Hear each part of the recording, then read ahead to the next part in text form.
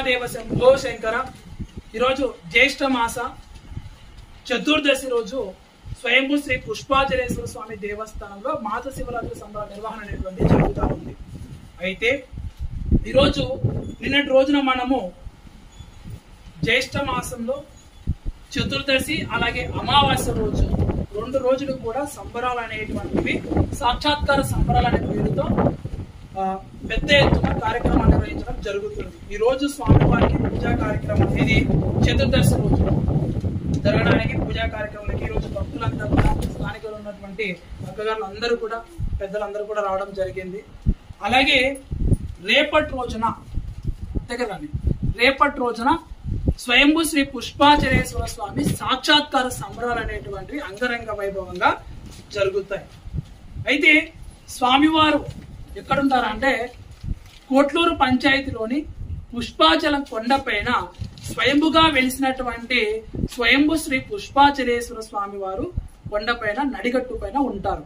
So కాబట్టి ఎన్నో సంవత్సరాల నుంచి శిథిలమైనటువంటి దేవస్థానం ఎవరూ పట్టించుకోకుండా ఉంటే దట్టమైన పొదల్లో ఉన్నటువంటి ఈ యొక్క మీరు చూస్తున్నటువంటి మనం ఇప్పుడు ఏదైతే కూర్చొని ఉన్నామో ఈ యొక్క మండపం అనేటువంటిది పొదలతో కంపచెట్ల మధ్యలో ఉన్నది నిండుకొని।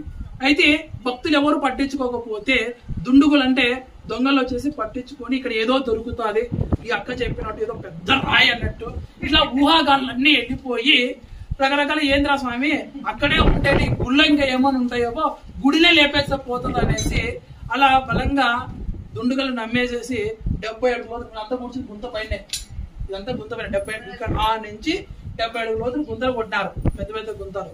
సో వీటన్నిటిని మనము అధికారుల దృష్టికి తీసుకెళ్లేసి అనుమతులతో ఈ గుంతలన్నీ పూర్తి చేసి సపట ఏర్పాటు చేసి కూడా గోడలు కట్టుకొని అలాగే ఆ బండలు అలాగే ఈ యొక్క మండపంలోనే గర్భగుడి కూడా పైన కట్టుకొని అయితే స్వామివారు మనము అమావాస్య రోజున ఆ పుష్పేశ్వర స్వామి వారు ఆ పుష్పాచలేశ్వర స్వామి వారు మనకు దర్శనం ఇవ్వడం జరిగింది। ఎన్నో సంవత్సరాల నుంచి భూమిలో ఉన్నటువంటి స్వామి వారు అమావాస్య రోజున ఆయన యొక్క దర్శనం ఇచ్చిన శుభ సందర్భంగా ఆ యొక్క పవిత్రమైనటువంటి రోజుని మనం ఒక పండుగ లెక్క ఉత్సవం లెక్క జరుపుకుంటాము। దాన్నే సాక్షాత్కార సంబరాలంగా జరుపుకుంటాం। ఆ రోజు స్వామి వారికి విశేషమైనటువంటి భస్మాభిషేకాలు విశేష పూజలు అర్చనలు అనేటువంటి పంచామృత అభిషేకాలు అనేటువంటి పుష్పాచలేశ్వర స్వామి వారికి జరుగుతాయి। అలాగే భక్తులు దూర ప్రాంతాల నుంచి వచ్చినటువంటి వారి భక్తులందరి కోసం కూడా సంవత్సరానికి ఒక రోజు ఆయన స్వామివారి దర్శనం చేసుకున్న తర్వాత స్వామివారి యొక్క మహాప్రసాదాన్ని ప్రతి ఒక్కరికి అబ్బే విధంగా మన కొండ ఎక్కలేనటువంటి ముస్లిం ముతగా చాలా మంది